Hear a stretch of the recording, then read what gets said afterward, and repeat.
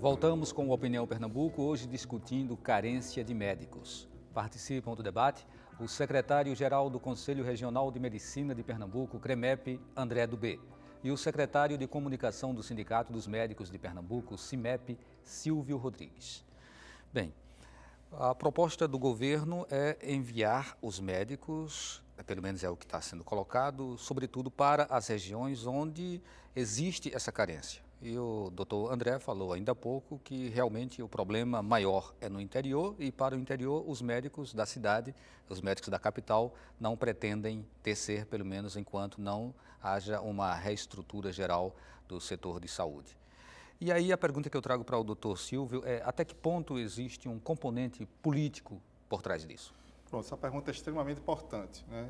Extremamente importante porque recentemente, de dezembro para cá, nós tivemos duas situações que envolvem a questão dos municípios, dos prefeitos. A primeira foi, todo mundo saiu na mídia escrita, na televisão, que foi em dezembro, onde houve demissões em massa de profissionais de saúde e médicos, principalmente porque os contratos eram precarizados. Logicamente, se fossem concursados, ninguém seria demitido. Então, o Tribunal de Contas do Estado, o Ministério Público, deu em cima desses municípios. Então, os municípios ficaram sem profissionais médicos, né? A gente não sabe o motivo, mas com certeza os motivos foram políticos, prefeitos que perderam a eleição e não renovaram o seu mandato, outros prefeitos que estavam com a caixa negativa e tentaram a todo custo diminuir esse problema. Então, esse é um problema. A precarização dos vínculos, né, principalmente nos municípios do interior, é um fator fundamental para que não haja fixação profissional. Então, por isso nós defendemos tanto a carreira de profissional médicos, como está sendo debatido em projeto de lei no Congresso Nacional. Essa é a carreira que nós defendemos, a carreira de profissionais de base estadual, mas de financiamento federal.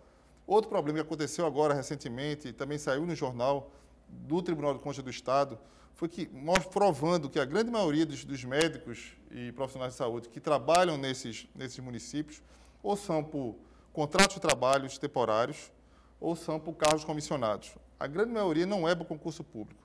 Então, isso aí já dá uma satisfação ao profissional médico e ele não fixa nesses locais de trabalho. E, mais recentemente, com as terceirizações que houveram, tanto no Regional do Aricuri, como o Dubé colocou, como em Petrolina, que não houve concurso do Estado, então, consequentemente, não vai haver fixação de profissionais médicos naquela região. Então, politicamente, o entendimento da gente é que os prefeitos eles não trabalham de uma forma conjunta daquela região, daquela regional, né? Se você constrói um consórcio intermunicipal, você vai ter que trabalhar a atenção básica daquela região e trabalhar prioridades. Eu dou um exemplo. O Ipubi, que nós visitamos, tinha um hospital recém-construído que serviria muito bem para servir aquela região de maternidade, de atenção, maternidade baixo risco para aquela região. Mas hoje não existe essa discussão. A única coisa que eles fizeram esse consórcio, terceirizaram o Hospital Regional de Aricuri e evitaram que houvesse concurso público para aquele local. Então, num caminho inverso àquilo que a gente defende, que é o concurso público, que é a carreira. O exemplo do Recife, o método de estratégia de saúde da família, médico concursado, com carreira, com plano de carreira de vencimentos. Então, médico fixou nessa região, está com sua carreira garantida, está com sua aposentadoria garantida. Então, a carreira é fundamental para a fixação desses profissionais. E não está havendo isso, principalmente nas regiões do interior do nosso estado e do país. Não existe um debate amplo para isso. Existem situações de emergência, ou eu acho, situações que mascaram, mas que quer de cunho até político, né, até política eleitoral, para tentar resolver. Mas a situação em si não está sendo resolvida como deveria ser. Doutor André, quando se fala na carreira para o médico, seria uma carreira equiparada à carreira do juiz, não é isso? Isso. Com um salário que giraria em torno de 20 mil para uma dedicação exclusiva. Isso. Com isso, o médico deixaria de fazer o atendimento também em particular, como é a prática hoje em dia? Sim, a ideia é que haja uma dedicação exclusiva ao Sistema Único de Saúde, tá certo? O médico teria 20 horas, se assim fosse contratado, 40 horas, dependendo da demanda que aquele município demandasse, né? Eu acho que a carreira de Estado para o médico não é a solução definitiva. Ela não pode ser alicerçada só na carreira de Estado. Existe o que nós chamamos, tem que ter o tripé. a questão da infraestrutura, tá certo? E a proposta do CFM, da interiorização do médico, pegaria municípios até 50 mil habitantes, com construções de unidades de pronto atendimento, com odontólogo, médico, fisioterapeuta, assistência primária, como o Silvio falou, vinculada a isso, há uma dedicação exclusiva. Tá? Isso é uma medida que, inclusive, foi proposta pelo CFM, levada ao ministro Padilha no último dia 24, na contribuição das entidades médicas para tentar minimizar essa polêmica com a importação de médicos. Volto a insistir, não é simplesmente com a importação de 6 mil colegas vindo do exterior que vai resolver o problema da saúde pública, principalmente nos rincões, como eles chamam, desse país. A gente precisa discutir amplamente com o poder legislativo, as entidades civis organizadas, as entidades médicas, para que juntos a gente possa resolver esse grave problema que o país está passando. Quando a gente fala no envolvimento, né, da classe médica com o poder público, a gente pode pensar em várias esferas, na esfera municipal, estadual e federal. E aí, como seria essa configuração, uma vez que são instâncias diferentes? Quando a gente diz, por exemplo, que ir para o interior é difícil porque não tem infraestrutura, a gente está apontando o dedo para uma chaga em que instância, em que esfera? A gente está querendo dizer que a prefeitura não está preparada para receber esse médico, que o Estado não está preparado, ou que o país, né, em nível federal, não está preparado, né? Quem é o destinatário dessa nossa mensagem? Eu acho que as três situações se complementam, né? Primeiro, que o governo federal ele subfinancia os municípios são subfinanciados, tanto do ponto de vista da educação como do ponto de vista da saúde, e o governo do Estado e o próprio município, ele não usa esse instrumento como para reivindicar seus direitos a nível federal. E, ao mesmo tempo, não existe um consenso, uma discussão, numa esfera tripartite, a gente pode falar entre governo federal, governo estadual e municípios, e apontar soluções, porque soluções no nosso entendimento existem. Inclusive, o Conselho Federal de Medicina já lançou essa proposta, já entregou ao ministro Padilha, já foi instituído um grupo de trabalho. A gente espera que esse grupo de trabalho evolua para propostas aqui dentro do Brasil para se resolver essa questão. Como seria, por exemplo, você implantar uma carreira de Estado, né? Ou seja, uma expectativa de um salário de 20 mil para um médico, para municípios onde os salários a gente sabe que são muito baixos. Então, o salário do professor, por exemplo, é uma vergonha, né? Alguns municípios eles estão no limite mesmo do piso nacional e às vezes chegam inclusive a infringir essa lei e pagam a lei beirando o salário mínimo. Existe uma proposta salarial das entidades médicas, que é o piso da FENAM, que é o piso por 20 horas, R$ 10.420. O médico de estratégia de saúde da família receberia por 40 horas de dedicação exclusiva o dobro disso. Então, seria para R$ 20.840 para trabalhar na atenção básica. Essa proposta de piso salarial ela já existe, está tramitando no Congresso Nacional, e o financiamento seria do governo federal, que a gente sabe que o governo federal, das três instâncias, federal, estadual e municipal, é onde investe menos na questão da saúde, deixando maior parte para o Estado e para os municípios. Logicamente que a estruturação dessa carreira seria de base estadual e em convênio com os municípios, né? Você não existiria a precarização de vínculos de profissionais médicos e de outros, não só de médicos, a gente fala de médicos, enfermeiras, odontólogos no nível superior, e fisioterapeutas e outras profissões de saúde a nível municipal. Mas o financiamento, o pagamento seria federal através desse financiamento dos municípios, mas a organização seria municipal e estadual. Então, é essa a proposta que a gente vem defendendo. Iniciaria isso com a atenção básica à saúde, com os médicos da estratégia de saúde da família, estendendo a outras especialidades também que estão com problemas por falta de financiamento e por salários baixos. Do exemplo, os médicos da cirurgia geral, obstetras, pediatras, clínicos gerais. Então, esses profissionais estão diminuindo cada ano que passa por falta não só de salário, mas também de condições de trabalho e de uma garantia de profissional. Então, para o interior, essa seria a alternativa viável e importante que nós entendemos que, por ser real e não ser uma coisa abstrata, nós entendemos porque nós caminhamos, nós já fomos em vários municípios, o Conselho já fez fiscalização em vários municípios. Nós já vimos estruturas de hospitais com vários leitos ociosos, né, enquanto na capital existe uma sobrecarga desse atendimento, porque não há uma organização daqueles profissionais naquela região para fixar aquele profissional. Fora isso, aqui em Pernambuco, fora as escolas médicas da capital, como existe aqui a federal, a estadual, a Faculdade Pernambucana de Saúde e agora Maurício Nassau, existem 3 extensões universitárias, no Agreste, Garanhuns, Serra Talhada, Sertão e Caruaru, e a Univasp. Então, você vê, você tem estruturas de universidade robustas no interior do Estado que não estão sendo aproveitadas na formação e na fixação desses profissionais com a carreira federal.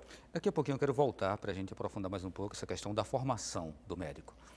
Mas eu queria fazer um registro de que nós convidamos representantes do poder público, da área, né, médica, da área de saúde, para participar desse debate e não tivemos uma resposta positiva. Então fica feito esse registro. Mas aí eu queria trazer uma outra pergunta. Quando o governo ele é reticente a uma medida como essa que vocês propõem de abrir já uma carreira de Estado para o médico, ele propõe trazer médicos de fora, vocês acham que a ideia é apenas de economizar ou tem outros interesses por trás disso? É difícil você responder isso, né? Obviamente, eu acho que a questão econômica pesa, né? Mas outras, você pode também conjecturar outros problemas, outras posições e tentar esconder o problema grave da falta de investimento na saúde pública desse país. É uma delas, tá? É muito complicado. Você pensar em alguma coisa política, eu não entendo essa questão como se fosse uma questão política partidária, tá? Eu acho que a questão financeira, tá certo, talvez pese, ou mesmo até vontade política, ou mesmo a falta de convencimento do governo federal que está realmente faltando médico nesse país e não mal distribuído como as entidades médicas defendem. Na opinião dos senhores, qual a leitura que outros países podem fazer de uma atitude como essa? Eles percebem o Brasil numa situação, numa ascendência ou numa instância alta ao ponto de poder contratar médicos de fora, ou quando ele toma essa atitude, ele está expondo uma fragilidade aqui dentro? Eu acho que expõe a fragilidade aqui dentro. Inclusive, o Conselho Federal de Medicina, ele já entrou em contato com conselhos de outros países, Portugal, Espanha, mostrando que realidade esses médicos viriam trabalhar aqui no país, né? Então, o que há lá fora é uma crise mundial, né, atingindo a Europa. Esses profissionais médicos lá fora estão desempregados e o governo brasileiro quer oferecer situações adversas e sem liberdade para esses profissionais do exterior. Então, isso já foi, inclusive, dos conselhos de Portugal, da Espanha, já foi colocado a posição. Eles entendem que não devem vir esses profissionais médicos dos seus países para cá para trabalhar em situações adversas e trabalhar em situações limitantes que fogem até mesmo das questões de direitos humanos. Essa é a realidade que a gente está vivendo. E em relação à pergunta da questão política, antes de haver todo esse debate, inclusive aqui em Pernambuco, a MUP, a Associação Municipalista de Pernambuco, procurou o governo do Estado e tentou fazer um modelo de revalidação aqui no Estado de Pernambuco. O sindicato e o conselho já entrou com ação naquele momento e teve o mesmo processo, né? Abaixo de 8% dos profissionais já foram aprovados nesse Provalida, que seria um análogo do Revalida, que foi uma demanda da MUP. Essa demanda aqui regional do Estado de Pernambuco também foi uma demanda nacional. Então, no meu entendimento, essa resposta do governo federal foi mais uma resposta política, já que a presidente Dilma, nesse momento, ela está caindo nas pesquisas, saiu um resultado hoje de pesquisa, onde há uma queda de pesquisas, e uma resposta política de curto prazo, mas não estruturante, e que não vai resolver a questão da saúde do nosso país, né?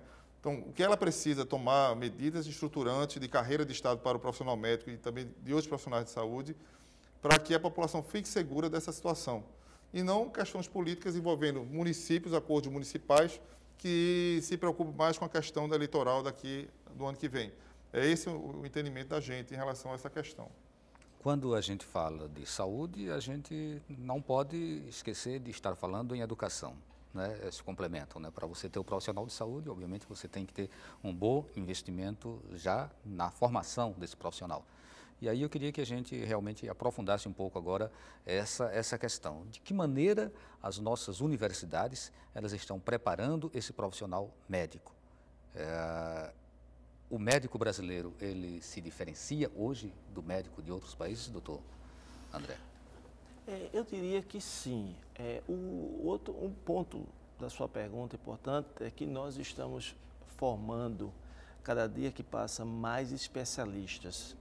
E o Brasil, pela sua própria dimensão territorial, nós precisamos também como o Silvio falou, nós precisamos de pediatras, nós precisamos do generalista, tá certo?